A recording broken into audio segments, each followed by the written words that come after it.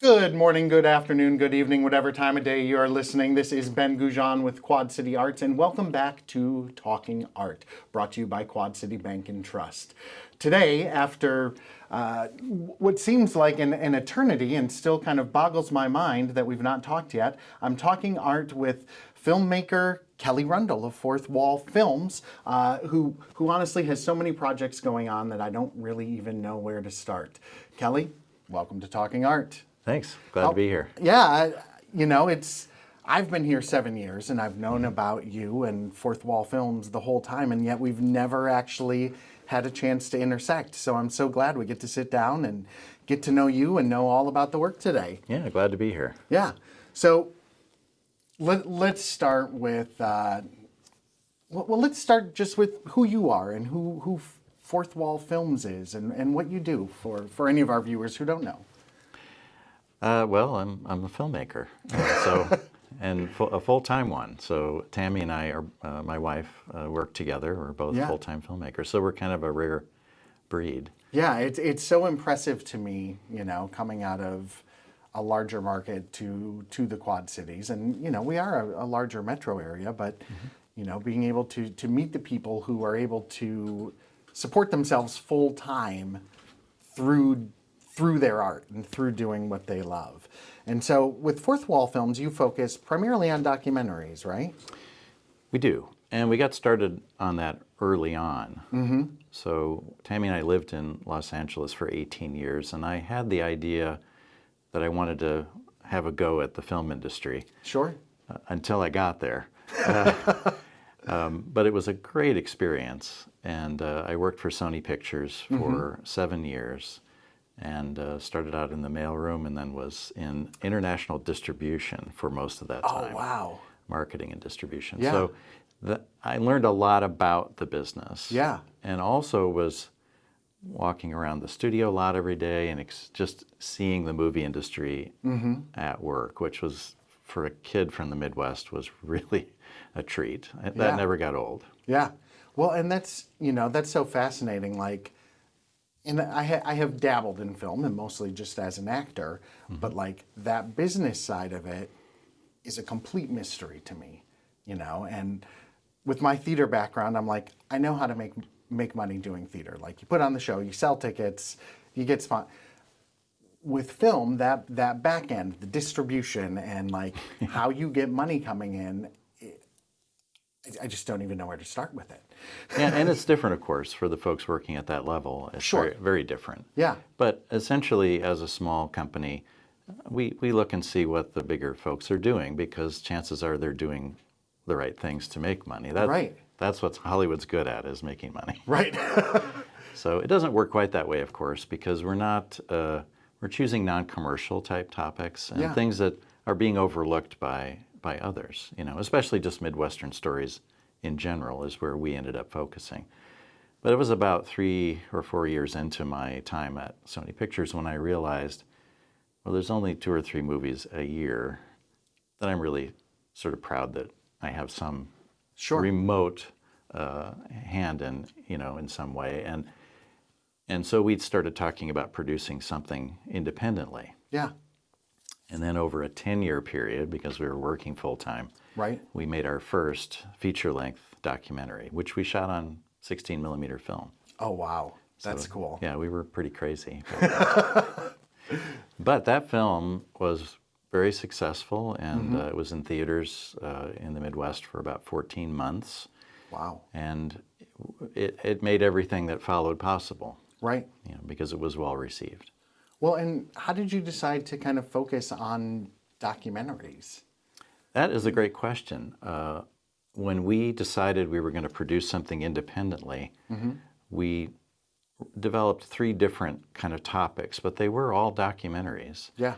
Now, we were members of the International Documentary Association pretty early on too, and so every year we would go to an event called DocuDay. And that was an event the Saturday before the Oscars. and we would go to the Writers Guild Theater and Yeah. watch all of the Academy-nominated documentary features and shorts. Oh, So fun. it's 5 features, 5 shorts. And the filmmakers were almost always there because the awards were going to be passed out the next day. Yeah. So it was like a full day, like a seminar. Yeah. You were just, drained by the time it was over, but exhilarated. Yeah. So we had exposure to that world that way. And so we shot that film with a theatrical release in mind. And then financially couldn't finish it as a film because the post-production end of film is very, very expensive. Yeah. And so it lingered for a year or two, and then we kept working on it, and then suddenly digital editing was a thing. And so we thought, well, we're giving up a theatrical release, but we want to finish the film, and we did that. And then we ended up having a theatrical release anyway. So it all worked out. Yeah, well, congratulations on that. But also, you bring up such a good point. I think that is so challenging for young filmmakers or anyone breaking into the industry is there's so much money that goes into the creation of a film on the front end with very little guarantee of any money coming in on the back end. Yeah. And so I think my curiosity is always like, how do you get those first funds? I think a lot of filmmakers, and maybe not the general public, but have read the Robert Rodriguez Rebel Without a Crew book, where he sold his body to science and was a lab rat to fund his first feature. But how did you guys manage getting that first project off the ground?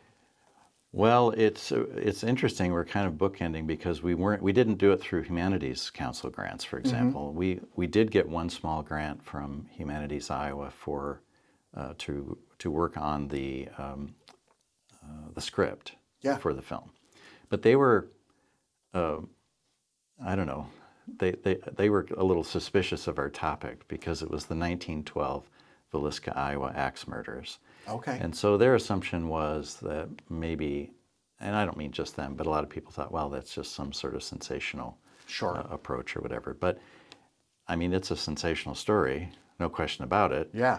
But we looked at that crime and its lingering effects. I mean, it was really a thorough examination of the way that a crime can distort a small community. Sure. So later, I think they were happy they supported it. Yeah. And then we had a terrific relationship with them. But the reason I say that now is because last spring, 2025, the arts and humanities at the federal level, and then subsequently mostly at the state level too, has been eliminated. So we're kind of back where we started in a way. Yeah, it's really definitely tough. a tough time for arts funding. Yeah. Well, and you have, kind of looking through your website and all the things that you have produced, like you guys have done such a wide scope of different topics, and as you said earlier, kind of focusing on Midwest stories. Yeah. When you're doing your research and prepping, like, is there something specific you look for in a story or just something that catches you about a certain story that you're like, I want to tell that story and dig into that? Well, we make these choices together, Tammy and I, and it's fortunate that we have a similar aesthetic. When it comes to making the film, we have similar interests, and so we don't have too many disagreements about that. Usually, one or the other of us will say, "Well, what about this?" And usually, we're already on board. Yeah. But we do look for stories that have a local or regional following already, but are good enough stories that they deserve a wider awareness. Sure. And there's so many stories like that. Yeah. And we haven't focused particularly on the Quad Cities, more the Midwest region. I think we've had funding over the years from 8 different humanities councils in the Midwest. But lately, more recently, we've been doing some Quad Cities stories. The Hero Street story, of course, an environmental film called Moved by Waters, which focused on water quality issues and people working on those issues here in the Quad Cities. So it's been nice to do some homegrown stuff too, for sure. Well, yeah, let's kind of dive into the Hero Street, because I think that's how I first heard about you, was the Hero Street series. And you have one that just fairly recently Yeah. came out, and you're in production for another one. Yes. I recently had David G. Smith, who's a local yeah. musician, and he had worked on Yes. one of the films and done the soundtrack for it, and we were Yeah. talking about that. But tell us a little more about it's such a fascinating story. You know, Yeah. I didn't know about it before I moved out here, and it's really incredible. It is. And the story is both unique to the Quad Cities, but it also represents similar stories that occurred throughout the Midwest. Yeah. But around the time of World War I, there was a manpower shortage in the U.S. because, well, the boys were in Europe. Yeah. And so railroad companies and other companies sent trains down into Mexico and recruited workers. And/or workers were invited to make their own way, to Right. the States. And so that's what happened. And we ended up with three different barrios here in the Quad Cities. There was Holy City in Bettendorf, there was Cooks Point in Davenport, and then there was La Yarda in Silvis. Yeah.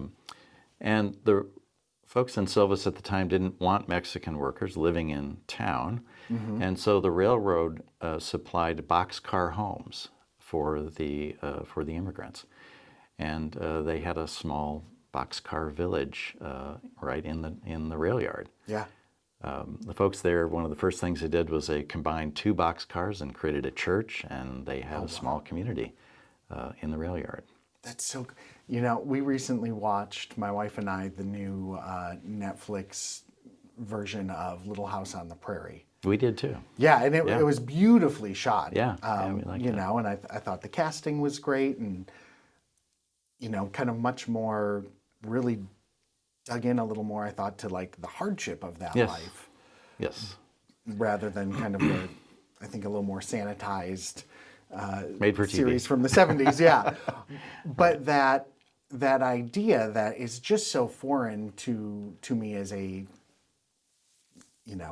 late 20th century, early 21st century American of, hey, we saw a flyer. There's work 1,000 miles away. Let's just pack up our entire lives and go there on a wing and a prayer. Yep. And these communities did that. Well, they did, and part of the motivation was not just a job, but they were caught in the middle of the Mexican Revolution, and so it was a very, very dangerous time to be just alive in Mexico. Yeah. And so being in the yard meant you weren't hungry, which was another problem that was happening in Mexico with the war happening, with the revolution happening. You felt safe, and you had work, and you had your family. So there was a great deal of security a feeling of security to being in that boxcar village in the rail yard. Right. And so as that community developed, that kind of led us to Hero Street and this very concentrated group of men who all served for the U.S. military and served in World War II and the Korean War, and tragically lost their lives. But tell me a little more about the history of that. It's so fascinating to me, like these people who immigrated here and then chose to turn around and serve this country that they worked for. And yeah. Well, so around the time of the Great Depression, there was some resentment building in Silvis. They thought, well, the folks down there are not paying real estate taxes. They shouldn't be getting this free ride down in the rail yard. So the families moved up to 2nd, 3rd, and 4th Streets in Silvis. 2nd Street, now called Hero Street, was a former dump site. And in building homes on 2nd Street, if you could go up there now and peel back the siding on several of the homes, you would find boxcars underneath. wow. So a number of homes were created from boxcars, others were built, and that's how the families came to settle on 2nd Street. Yeah.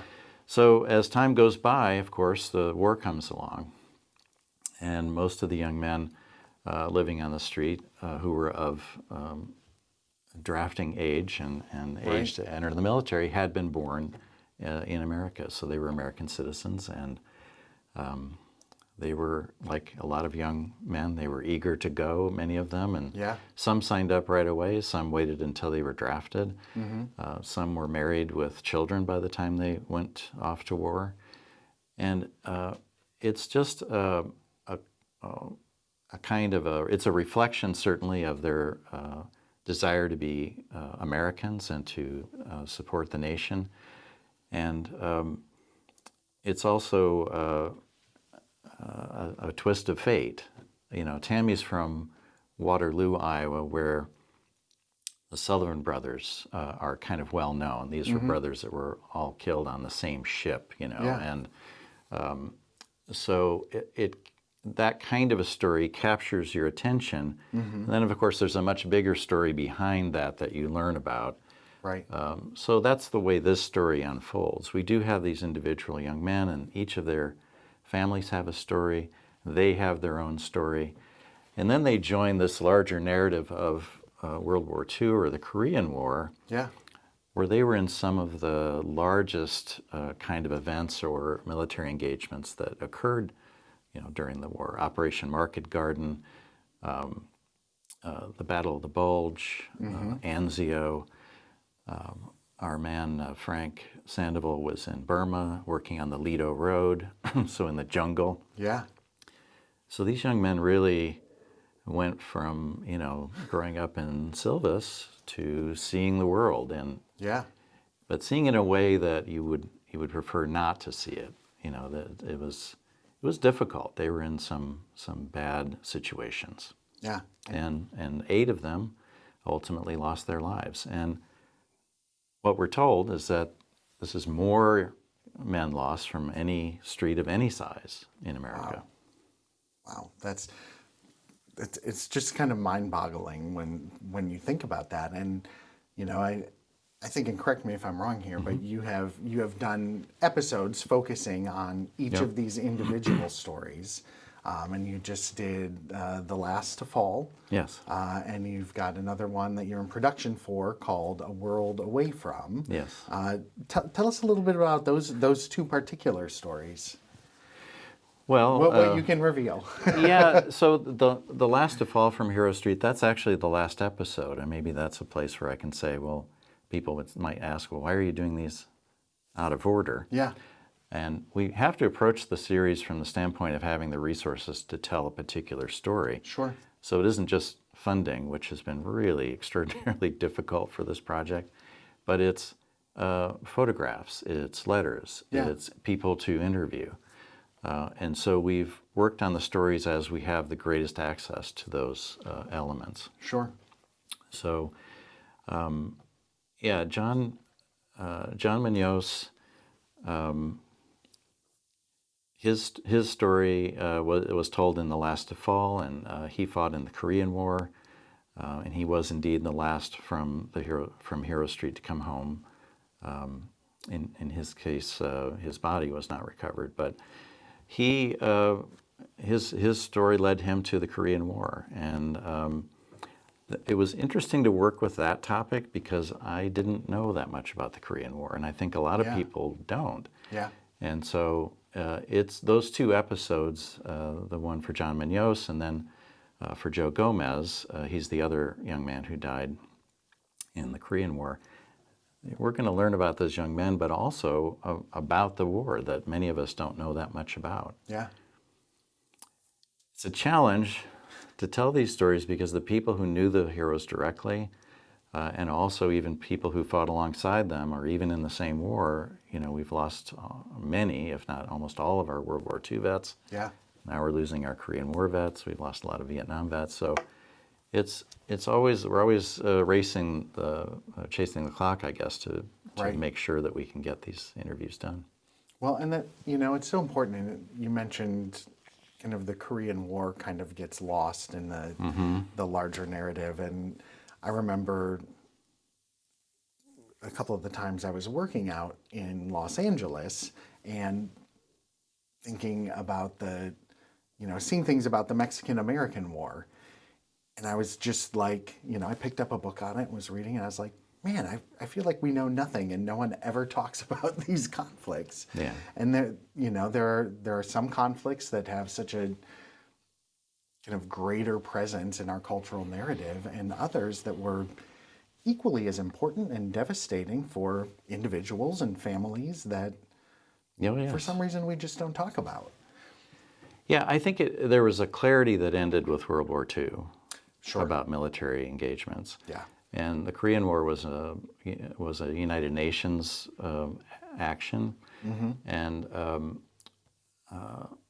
it just was a different kind of a war and fought differently. And I think people just didn't understand. And this kind of, I think, snowballed with Vietnam, which was even more complex and confusing for people. Right. So it's unfortunate because I think the vets from the Korean War and the Vietnam War kind of get shortchanged in terms of acknowledgement, or they certainly did at the time they returned. Yeah. And I think it's good that we've tried to make up for that since. Yeah.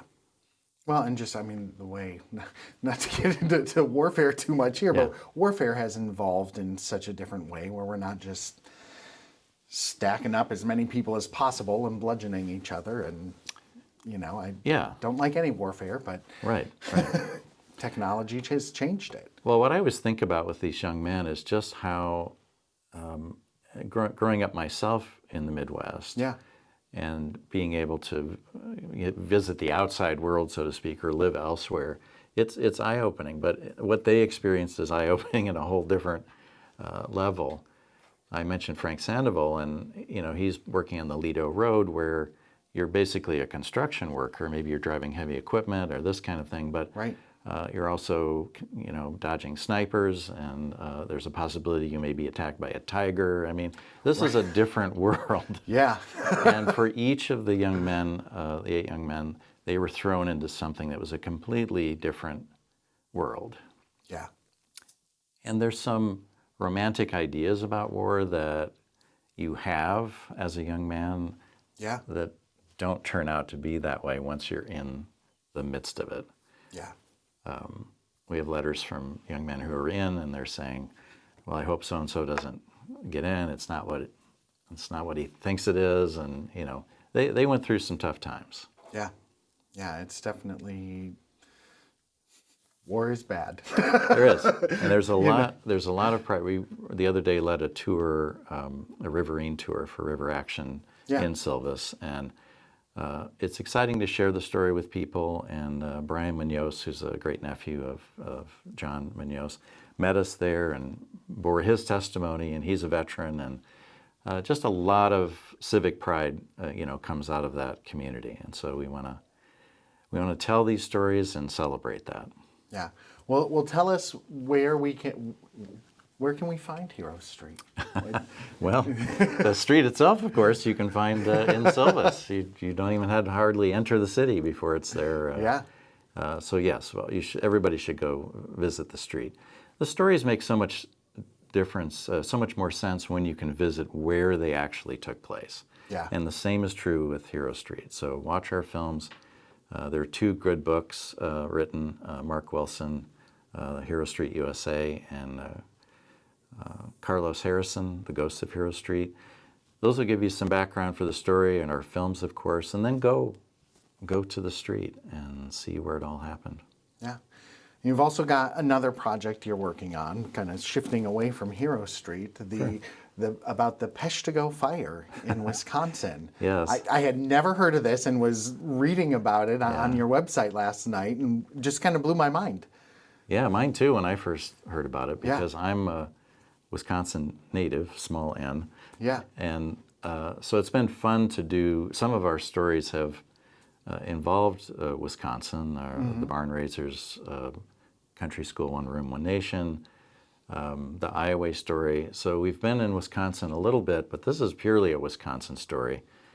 And I stumbled across it on YouTube. I mean, I don't even remember how I found it, but it fit our interests perfectly, because here's a great story that a lot of people don't know about. We've all heard of the Great Chicago Fire, though. Yes. I have to put great in quotes now, though, because the level of the tragedy was so much greater in Wisconsin. And it was all the product of a drought, extended drought, and a regional windstorm that occurred on that day. So you had the Chicago fire, and you had the Peshtigo fire. The Peshtigo fire was 1.2 million acres burned.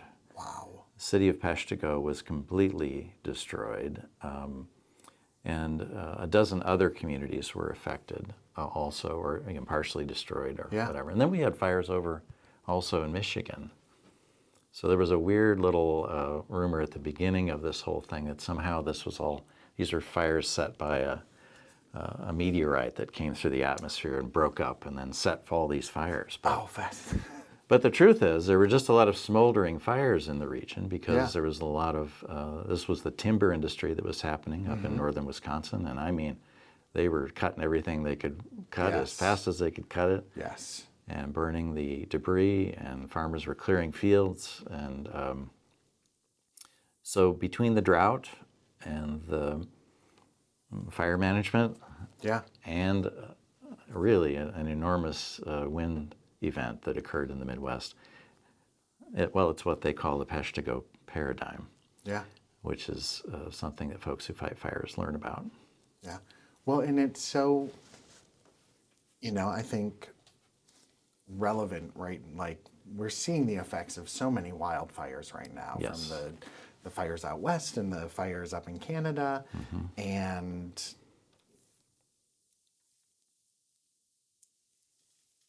that's one thing that I love about documentaries, and my wife and I watch documentaries all the time. Just being able to, we learn from our history. Right. And we see these things and see that, it's very easy to watch a 2-minute highlight on the news of a fire and say, oh my gosh, that's so awful. Yeah. But to be able to get a deeper dive into those effects, and like you were talking about with that first piece about the 1912 axe murderers, the long-standing effects on a community. Yep. It's not just, incidents like this are not just isolated incidents that happen and then they go away. People are changed and towns are changed by these things. Absolutely. And of course, nothing can bring more change than completely being destroyed, which is what happened with the city of Peshtigo. Right. And when you visit there today, I should mention that they lost 1,500 to 2,000 people. They don't even really know. Sure. Because people, animals were completely incinerated in some cases. Yeah. In some cases they were found, they looked like they were untouched but deceased. So we don't have an actual accurate count, but it was a tremendous loss of life. And then, but if you visit there today, as you're driving into the city of Peshtigo, there's a city sign on the city limits, and around the letters of Peshtigo there are flames licking up from underneath. And when we first saw that, maybe coming from the Villisca tragedy perspective, it was like, what's that all about? Right. It seemed a little sensational. But the community has this back from the ashes pride, and that's their expression of it. Yeah. And they have a wonderful museum in town there that tells the story. And the story is as always with these, it's the human story. Right. So we have accounts from people who survived the fire.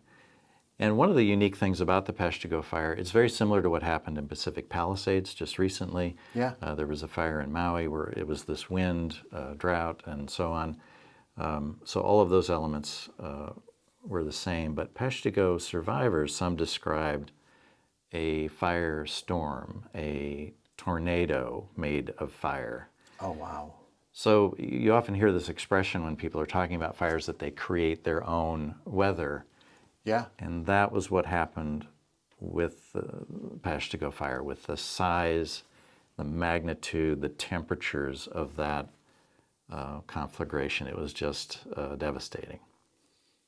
And so we have the stories of people who survived, and those are also pretty devastating. Yeah. And amazing. And of course, then people died later too, just from having been injured or smoke inhalation and all kinds of things. But it was a tremendous tragedy that we don't know about Yeah. because of the way things were covered in the media at the time. The focus was on Chicago.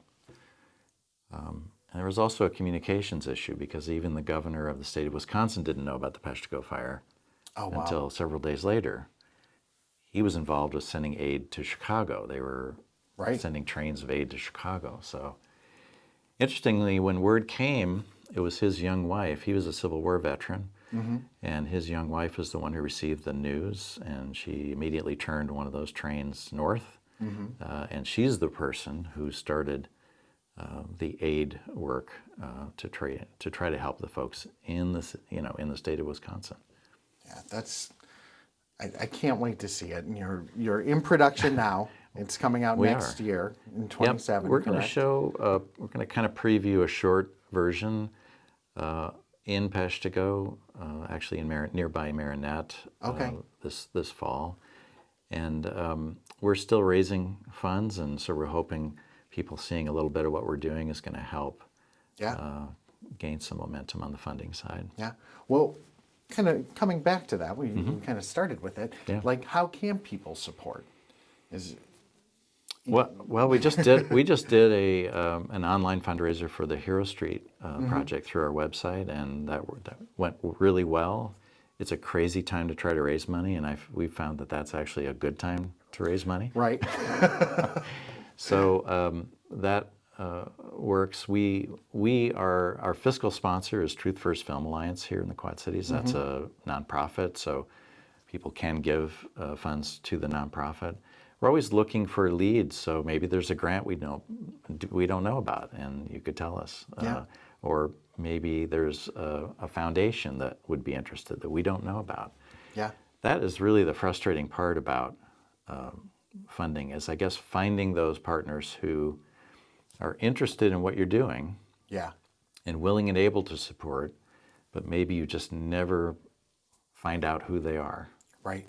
And so it's really a challenge. Well, yeah, sometimes, I hear filmmakers talk about like, oh, well, we had an angel investor who gave Yeah. us X amount of dollars. And it's like, Oh, that's how did you find that person? Yeah, no, that's right. And a lot of the folks that have supported us over the years are people we know, and people who've known us for a long time. But there's a mixture of things. We have a supporter that lives in Pacific Palisades, and on the day that the fire happened, this is someone who annually contributes to our work. And on the day the fire happened, I was writing a request. And then I started seeing these news reports. Yeah. And it just was so weird. And then the way that things developed, the fire just kept getting worse and worse and worse. These are folks that have 2 homes up there. They have a son that has a home up there, and both of their homes were spared. Yeah. One received some damage, but it's always this way. All these things around us are connected. Yeah. And here we are talking about something that happened in October of 1871, and I'm writing to someone who's about to experience the same scenario in their community. Yeah. So that's the unfortunate part about history when you get involved in examining it and telling those stories. All these things sound familiar. Right. And sometimes you feel like we've progressed much more than we actually have. Like we are progressing, but wow, it's just going so much slower than it should.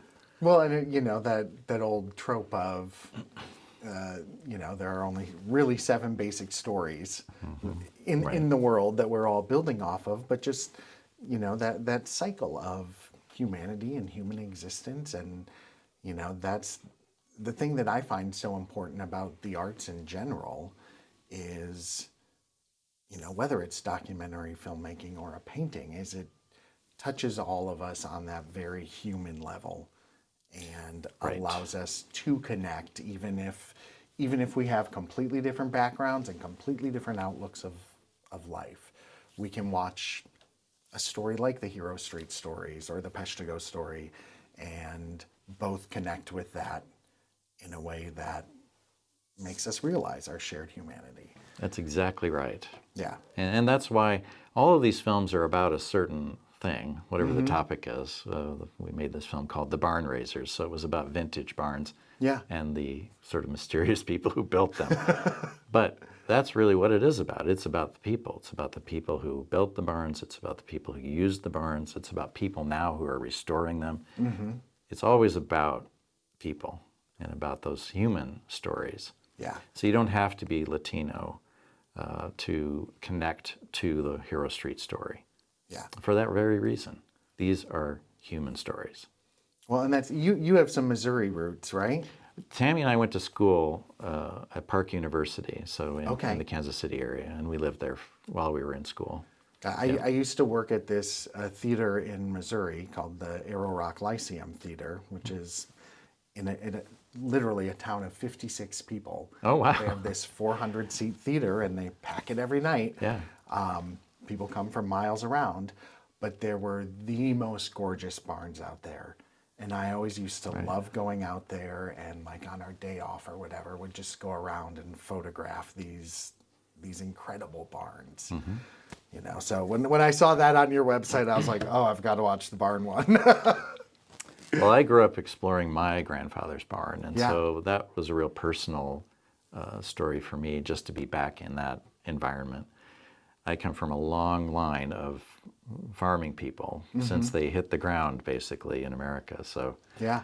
it was cool to reconnect with all of that and to help preserve and tell that amazing story. Yeah, and how great, I think some of what is implied in that the Hero Street stories is that idea and the promise of America, of the American dream, and coming from farmers, and you're a filmmaker.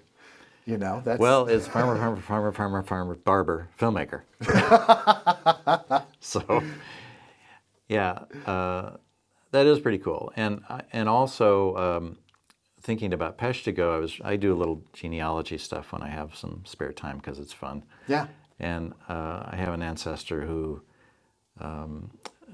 last name was Calkins, and his father was born in Nova Scotia. He was born in Nova Scotia. And then the father moved the family into Maine. And then this young man became involved in the shipbuilding business, and he was a carpenter. And then somehow, and I don't know the reasons, but he made the move. The family then made the move to northern Wisconsin, where he was a guy who would go into a forest and would estimate the value of the forest. So he was involved in the logging industry there.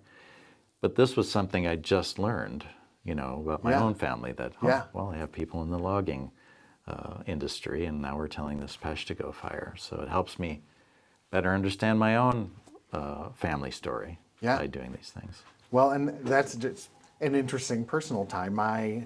The Goujon side of the family were up in like the Montreal area, and they were involved in shipbuilding and the Coast Guard and all fur trading originally, and kind of migrated up the Great Lakes and settled in Michigan. Yeah. So those shared histories that we all have that story somewhere. Right. So. Well, that's right. And when we told the story of country schools, everybody, I don't care who you are, you have a country school in your family history. Right. You may not know it, but you do. And that's another film that I thought, well, it's about country schools, the buildings. And no, it's as much about those multitasking one-room school teachers who taught 8 grades in one room. Yeah. They were amazing. I know. We're watching Little House on the Prairie again. We're thinking about that, just like, yes. Oh my gosh. So I shouldn't bring this up, but 2 of my relatives were in Laura Ingalls Wilder's classroom in DeSmet, South Dakota. Oh wow, how cool. See, we're all tied together. So it seems. Yeah.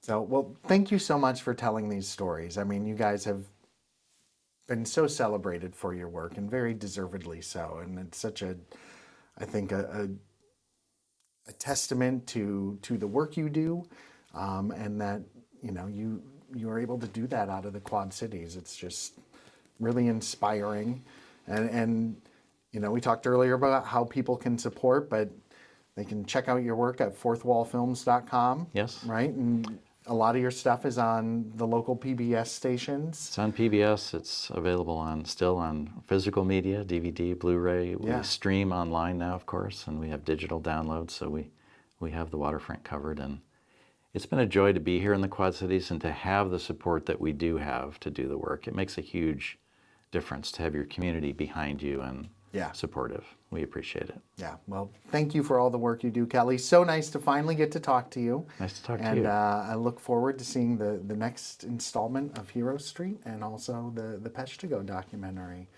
So anything else you got? Anything coming up other than those things that you want to let the world know about?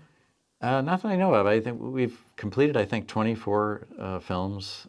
One of those is a docudrama, and I think before we stop working, we will have done something over 30, I would guess.